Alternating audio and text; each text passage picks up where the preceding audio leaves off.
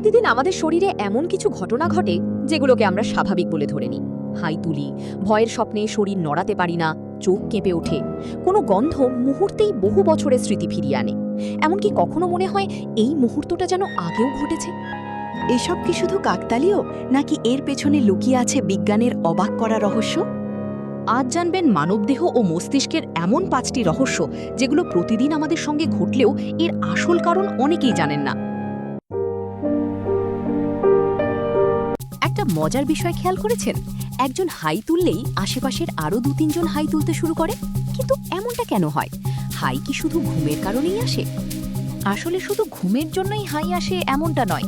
বিজ্ঞানীরা মনে করেন যখন আমরা ক্লান্ত থাকি, বিরক্ত হই বা মনোযোগ কমে যায়, তখন হাই আমাদের মস্তিষ্ককে আরও সতর্ক হতে সাহায্য করতে পারে। আর অন্য কাউকে হাই তুলতে দেখলে তখন আমাদের মস্তিষ্ক অনেক সময় অজান্তেই সেই আচরণ নকল করে ফেলে। তাই একজনের হাই দেখে আরেকজনেরও হাই চলে আসে। কখনো কি এমন হয়েছে ভয়ের স্বপ্ন দেখছেন, হঠাৎ ঘুম ভেঙে গেল, সবকিছু বুঝতে পারছেন কিন্তু শরীরের একটা আঙুলও নড়ছে না? কয়েক সেকেন্ড যেন পুরো শরীর প্যারালাইজ হয়ে গেল। কিন্তু এমনটা কেন হয়? আসলে এটাকে বলা হয় স্লিপ প্যারালিসিস। যখন আমরা গভীর REM ঘুমে স্বপ্ন দেখি, তখন আমাদের মস্তিষ্ক ইচ্ছাকৃতভাবেই শরীরের বেশিরভাগ পেশিকে সাময়িকভাবে বন্ধ করে দেয়। এর কারণ খুবই সহজ। যদি এটা না হতো তাহলে আমরা স্বপ্নে যা করছি বাস্তবেও তাই করতে শুরু করতাম। কখনো কখনো মস্তিষ্ক ঘুম থেকে একটু আগেই জেগে ওঠে, কিন্তু শরীরের নড়াচড়া নিয়ন্ত্রণকারী অংশ তখনও পুরোপুরি সক্রিয় হয় না।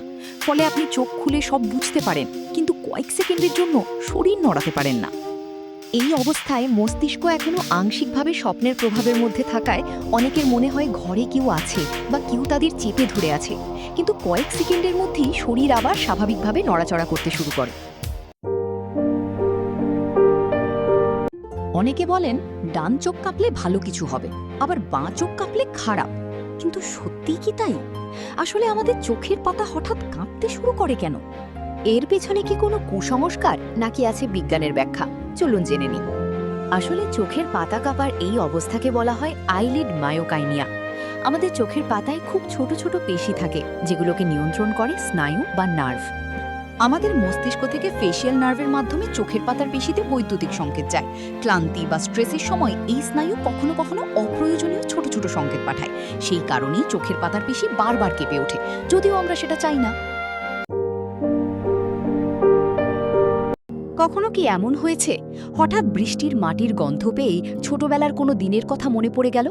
অথবা কোনো পরিচিত পারফিউমের গন্ধে বহু বছর আগের একজন মানুষের কথা মনে পড়ে গেল? কিন্তু শুধু গন্ধই এমনটা করতে পারে কেন? চলুন এর পেছনের রহস্যটা জেনে নিই। আসলে এর কারণ লুকিয়ে আছে আমাদের মস্তিষ্কে। আমরা যখন কোনো গন্ধ পাই, তখন সেই তথ্য প্রথমে পৌঁছে যায় ওলফ্যাক্টরি বাল্ব নামে একটি অংশে। মজার বিষয় হলো এই অংশটি মস্তিষ্কের হিপোক্যাম্পাস এবং অ্যামিগডালার একদম কাছাকাছি। হিপোক্যাম্পাস স্মৃতি সংরক্ষণে সাহায্য করে, আর অ্যামিগডালা আমাদের আবেগ নিয়ন্ত্রণ করে। তাই কোনো পরিচিত গন্ধ পেলেই গন্ধ, স্মৃতি আর আবেগ এই তিনটি একসঙ্গে সক্রিয় হয়ে যায়, আর মুহূর্তের মধ্যেই বহু বছরের পুরনো কোনো ঘটনা যেন চোখের সামনে ভেসে ওঠে। এই কারণেই অন্য যে কোনো ইন্দ্রিয়ের তুলনায় গন্ধ আমাদের স্মৃতিকে সবচেয়ে দ্রুত ফিরিয়ে আনতে পারে। কখনো কি এমন হয়েছে কোনো জায়গায় প্রথমবার গিয়েও মনে হয়েছে আমি যেন আগে এখানে এসেছি? অথবা কোনো ঘটনা ঘটার আগেই মনে হয়েছে এটা তো আগেও ঘটেছিল? এটাকেই বলা হয় ডেজাভু। কিন্তু এমন অনুভূতি কেন হয়? চলুন এর পেছনের রহস্যটা জেনে নিই। ডেজাভু একটি ফরাসি শব্দ। এর অর্থ আগে দেখা, কিন্তু বাস্তবে আমরা সেই ঘটনা আগে দেখিনি। বিজ্ঞানীরা মনে করেন এটি আমাদের মস্তিষ্কের তথ্য প্রক্রিয়াকরণের একটি ছোট্ট বিভ্রান্তি। কোনো নতুন তথ্য যখন মস্তিষ্কে পৌঁছয়, তখন সেটি বর্তমান অভিজ্ঞতা হিসেবে সংরক্ষণ হওয়ার কথা, কিন্তু খুব অল্প সময়ের জন্য যদি সেই তথ্য ভুল করে স্মৃতির অংশে পৌঁছে যায়, তাহলে মস্তিষ্ক মনে করে এটা তো আগেই দেখেছি, আর তখনই তৈরি হয় ডেজাভুয়ের অনুভূতি। অর্থাৎ এটি কয়েক মিলিসেকেন্ডের জন্য মস্তিষ্কের তথ্য প্রক্রিয়াকরণে হওয়া একটি ছোট্ট ভুল। পৃথিবী, প্রাণী, মানবদেহ কিংবা মহাকাশ, আমাদের চারপাশে এখনও লুকিয়ে আছে অসংখ্য অজানা রহস্য। সেগুলোই জানবেন জানা অজানার 5 চ্যানেলে। তাই সাবস্ক্রাইব করতে ভুলবেন না। আবার দেখা হবে নতুন 5টি রহস্য নিয়ে।